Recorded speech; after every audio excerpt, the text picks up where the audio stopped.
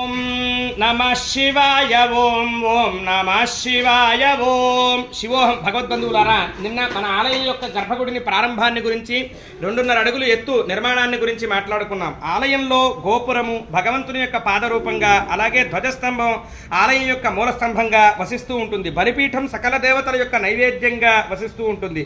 వాహన మండపం, వరుస మండపాలు, అలాగే రంగమండపం, ఆలయ ద్వారం, ద్వారపాలకులు, కోష్ఠదేవతలు, నిర్మాల్య ద్వారం, సోమసూత్రం, చండేశ్వరుడు, నిర్మాల్య ప్రియుడు అని చాలా విషయాలు ఆగమాల్లో కొనియాడబడుతూ ఉన్నాయి. ఆలయం 6 భాగాలుగా విభజించబడుతూ ఉంది.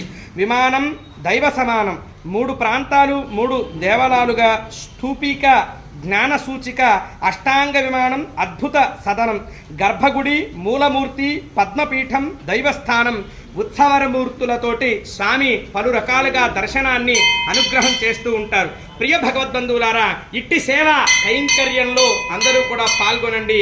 శివాలయ నిర్మాణంలో అందరూ కూడా పాల్గొనండి.